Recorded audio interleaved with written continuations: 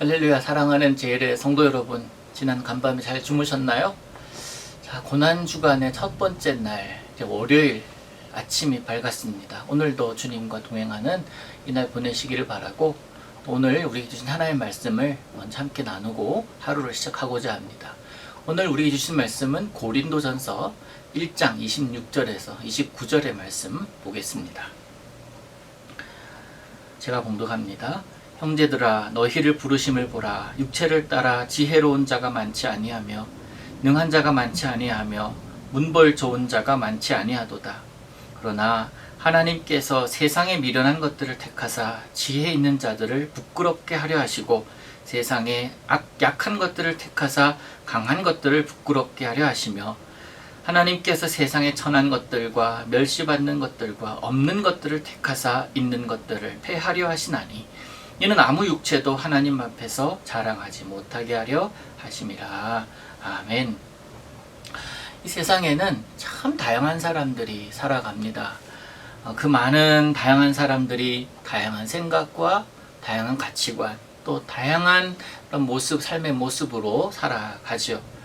그렇게 살아갈 때 마음에 쏙 드는 사람을 만나기도 하고, 어떻게 사람이 저럴 수 있을까 하게 하는 생각을 하게 하는 사람도 우리는 만나곤 합니다. 어떤 모습이든 다 각자의 모습대로, 각자의 생각대로 살아가고 있습니다. 교회에도 참 많은 다양한 사람들이 존재합니다. 그런데 세상과 다른 점이 있다면 참 다양하지만, 그러나 한 분 하나님, 또 그리고 그의 아들 예수 그리스도 안에서 하나 되어 살려고 하는 그런 노력을 하는 사람들이 모여있다라는 것이 다른 점이라고 할 수 있을 겁니다. 그런데 교회라고 해서 문제가 없지는 않습니다.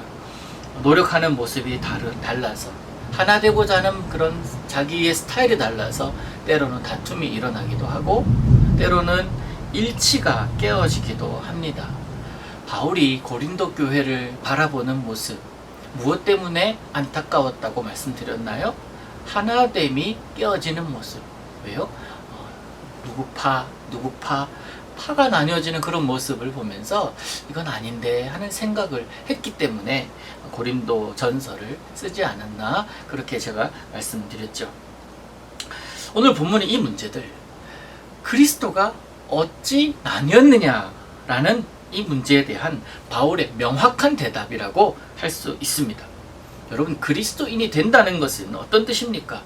예수로 살아간다는 뜻이에요. 늘 말씀드렸듯이 이전에 내 생각을 내려놓고 예수님으로 살아가겠다라는 그런 선언입니다.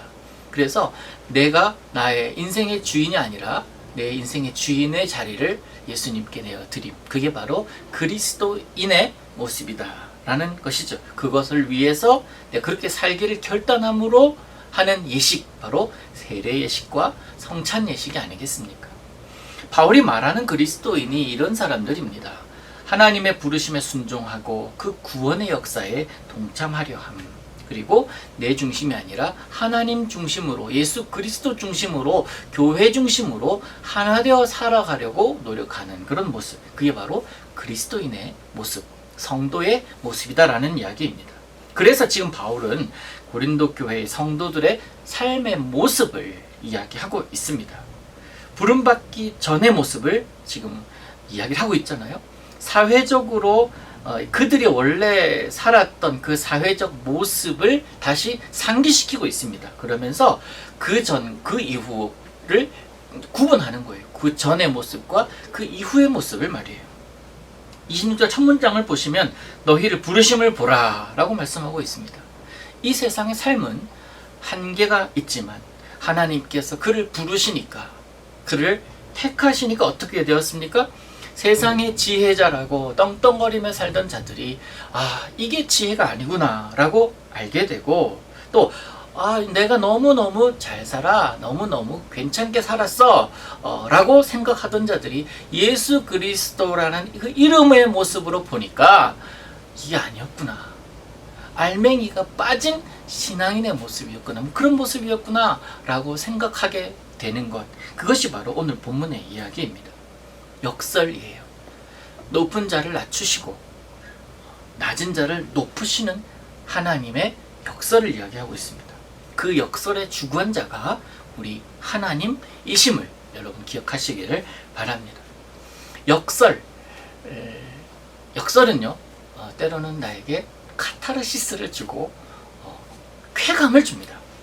저는 아시다시피 운동 경기를 참 좋아하는데 야구를 한번 보기 시작하면 1회 초를 본다 그러면 9회 말까지 다 봐야 됩니다. 그래서 가급적이면 야구 경기를 안 보려고 하는데요. 축구도 그렇습니다만 저에게 있어서 참 재밌는 경기는 우리 편이 전반전에 이기다 후반전에도 이기는 경기예요. 재미없는 경기는 뭘까요? 전반전에도 지고 후반전에도 지는 경기예요. 그런데 정말 재미없는 경기는 전반전에 이기다가 후반전에 역전당하는 경기. 그렇다면 정말 재미있는 경기는 뭐겠습니까? 전반전에 지다가 후반전에 역전하는 경기예요. 그냥 얼마나 재미있는지 몰라요. 여러분, 우리 인생 경기도 그랬으면 좋겠습니다. 예수 믿기 이전과 예수 믿은 이후의 삶이 그랬으면 좋겠어요. 예수 믿기 이전에 물론 떵떵거리며 살기도 하고 부족함이 없이 살기도 할 수 있지만 예수 믿은 이후에 진정한 인생의 행복을 만났으니 더 즐거웠으면 좋겠어요. 인생에 너무나 귀한 분을 만났잖아요. 그런데 예수님을 만나기 이전에 내가 주눅 들고 살고 힘들게 살고 어렵게 살다가 예수 믿고 난 이후에 그것이 아니라 행복을 누리면서 살아간다면 이거야말로 정말 재밌는 그런 인생 경기가 되지 않겠습니까? 우리가 인생 가운데 늘 이기면서 살 수는 없잖아요. 늘 승승장구할 수도 없지 않습니까? 때로는 질 수도 있습니다. 그래서 속상할 때도 있습니다.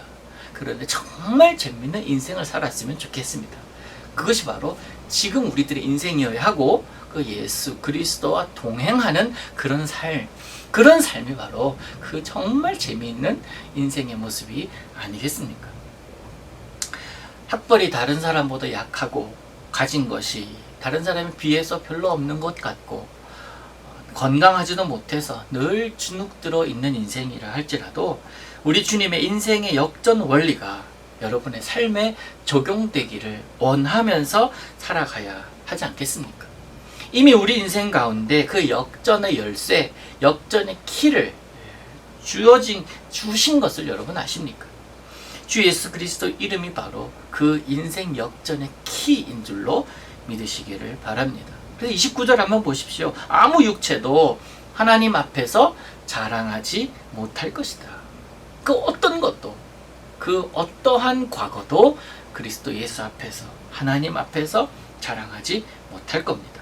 왜요? 하나님은 언제나 그 이상의 것, 이상의 분이시기 때문에 그렇습니다. 사랑하는 제1의 성도 여러분, 그 역전의 열쇠가 여러분에게 주어져 있음을 여러분 기억하시기를 바랍니다. 그리고 그 키를 인생 속에서 활용하시도록 하나님은 우리에게 은혜를 베풀어 주셨습니다. 그러기에 주눅들어 있지 맙시다. 어깨 늘어뜨리지 말고 우리 주님의 능력, 우리 주님의 이름의 힘, 그 이름으로 인하여 파이팅하는 오늘을 살아가시기를 우리 주님의 이름으로 축복합니다. 그렇게 오늘도 힘내어 여러분 사십시오. 저도 그렇게 살 것이고 모두가 다 그렇게 살기를 소망합니다. 기도합니다. 하나님 아버지, 우리에게 역전의 키를 주심을 감사드립니다. 예수님을 만나지 못하고 예수님을 몰랐던 내 인생 가운데 찾아오신 예수님, 열쇠로 찾아오신 예수님, 그 예수님의 이름으로 인하여 오늘도 힘내어 살아가는 우리들 되게 하여 주시옵소서. 하나님께서 우리에게 오늘도 길이 되어주시고 동행자가 되어주시며 빛이 되어주실 줄로 믿습니다. 고난주일 첫 번째 날을 지내면서 오늘도 예수님 더 깊이 생각하고 더 깊이 묵상하는 이 날을 보내게 하여 주옵소서. 오늘도 우리 가운데 함께 하실 하나님 감사드리며 예수님의 이름으로 기도하옵나이다. 아멘.